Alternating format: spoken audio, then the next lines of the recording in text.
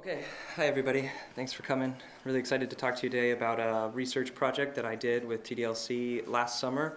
We just finished collecting the data and got it all analyzed, and so I'm going to go ahead and present it for you now. I'll start talking about how we got to the research we decided to do and then some of the previous work that we did, and then I'll go on to our experimental design, our results, and then what we might be able to conclude and any future work we can do.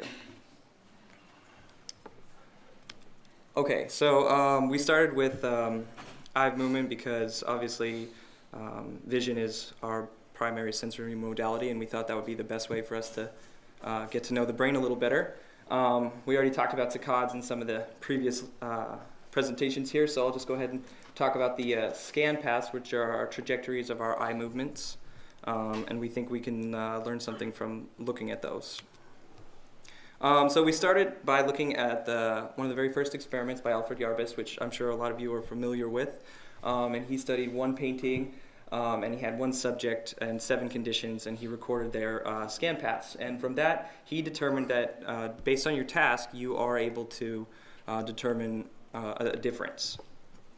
And so that was highly influential. A lot of people went on to cite it, but it wasn't really well reviewed, and nobody's done anything like that recently.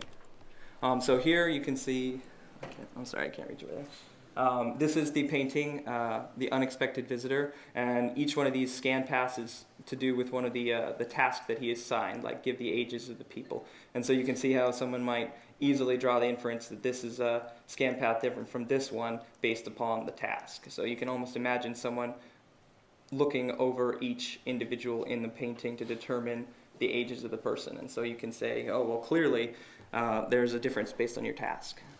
However, in 2011, Jeremy Wolf did a study using computer algorithms to create machine classifiers, and he also used eye trackers in order to try and determine if this was still true today. He used 4 tasks only, and he used the summary statistics that were collected from his scan path data, and he ran it through 3 different classifiers, and he also had people classifying the raw image data as well. And his findings were that no, unfortunately, depending on your task, there's no real difference in your scan path at all. So kind of refuted Yarbus's work that's been standing for quite some time now. However, once we read through the paper, we thought, you know, this seems wrong. Innately, there's something compelling about Yarbus's work, and we wanted to make sure before we pushed it to the side that there wasn't a couple problems with the study. So we looked first at the questions that were asked, and you can see here the tasks that were given were to determine the decade, the wealth of the people, just to look at the people and to memorize the whole entire picture. Just go ahead and memorize the whole picture. So we thought, how often are you asked to memorize a picture or determine a decade in your life? Are you very good at it? Would you have a routine for it that you'd practiced? Probably not. And so we thought maybe these questions aren't really going to be representative of the data we're hoping to collect. The next thing we noticed was if you look at these pictures, he used a total of 64 different images, all grayscale like this from Lifetime magazine. And the information necessary to answer the question that you're asked, like say, determine the wealth of the people or memorize the entire picture, is different in each one of these pictures. So you can see that a subject might be looking to perform the same task, but based on the image, the scan path will be completely different because the information necessary is in a totally separate location. So based on that, we thought, why don't we try to redesign the study and run it again using machine classifiers and an eye tracker and see what we get. So before we did that, we wanted to improve the design and make sure we didn't, replicate any of those failures. So the first thing we wanted to focus on was getting the right kind of images. We wanted images that would have the same information in the same location and that it was recognizable to anybody without outside information. You didn't have to be an expert or a stonemason or a painter or anything special. It should be common to all people. And we wanted to make sure that any questions that we were asking would be answerable just based on the picture alone.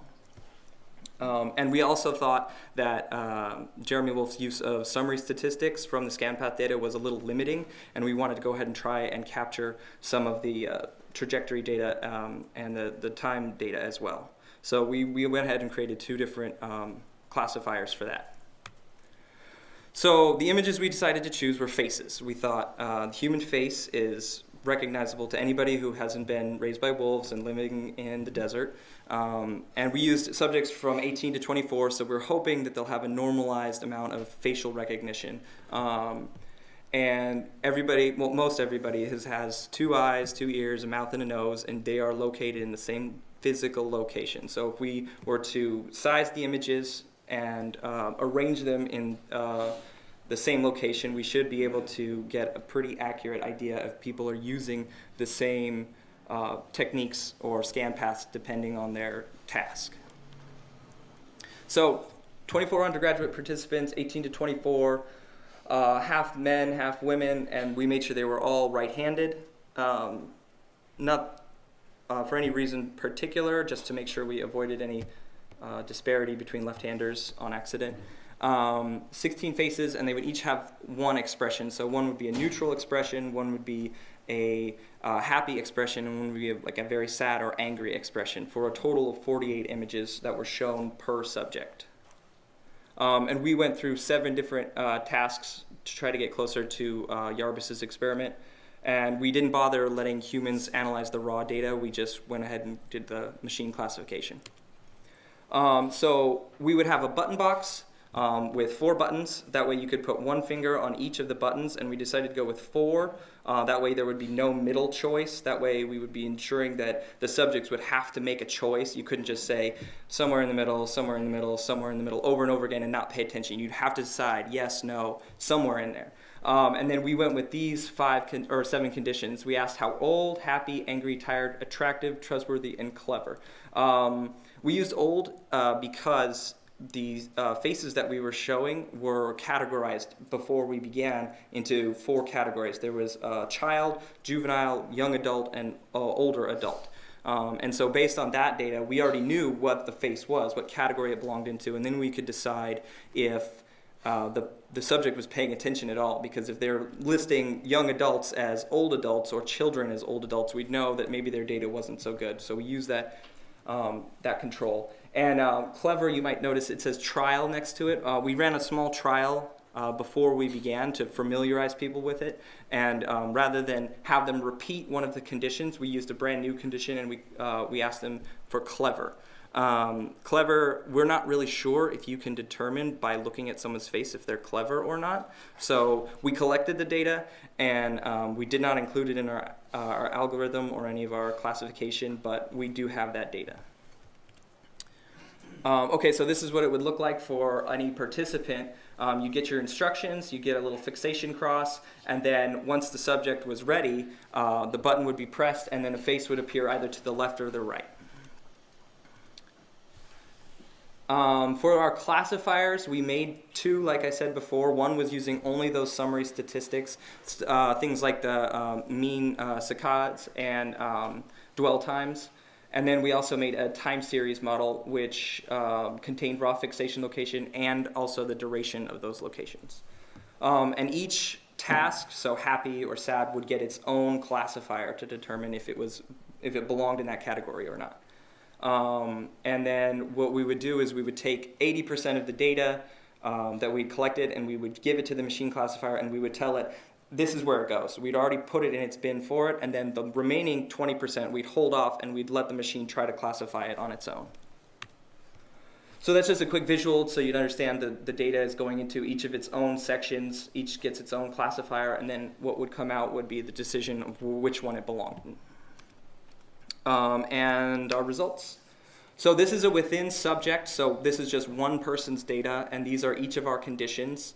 The gray bar there represents our level of chance, and orange is the summary statistic model, and blue is the time series model. So you can see even the summary statistic model, which was used by Jeremy Wolf, still does perform above chance in every single case, and the time series model does well above chance. So we were successful in determining that people do have scan paths that are different for tasks.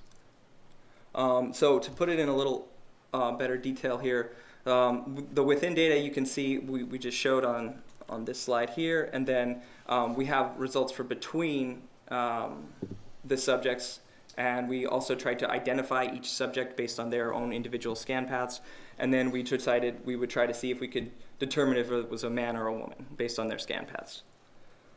So you can see that for the woman and the man, there was really no difference whatsoever. But the subject identification, it was definitely possible to determine who was the subject just based on their scan path alone. However, the between subject, you can see 21.7 and 21.4%. Not much difference depending on our classifier, and chance was at 16.7%, so really not much better than chance, leading us to believe maybe we don't share scan paths. While we might have our own individually, it's not necessarily true that we have one common scan path per task. So we were able to conclude that individuals do have scan path routines for faces to answer particular questions. We're hoping that it'll be more than just faces, and that'll be some future work that we do. And we, based on the between subject data, are not really able to conclude, as we were hoping, that it's a sort of a universal thing, that we all have the same scan path for determining if you're happy or sad. It seems that each individual has a certain distinct scan path depending on what question they are trying to ask. So in the future, we really want to continue working on our algorithms, because we think we might be able to refine those a little better and then classify the data just a little bit better, because while some of them were up around 60%, some of them were down around 30%, and we think we can improve that. We also want to really look into expertise, because while we chose faces as something that we think people are experts at, we'd also like to know if that carries over into other areas where people might be considered experts, say in archery or another type of sport, or anything involving using scan paths and needing to perform at a high level. And then for several of those diseases, we think maybe there might be a way to determine if someone has one of those based on their scan paths. Okay, thank you very much to Dr. Kochel and Dr. Christopher Quintan. Questions? Yeah.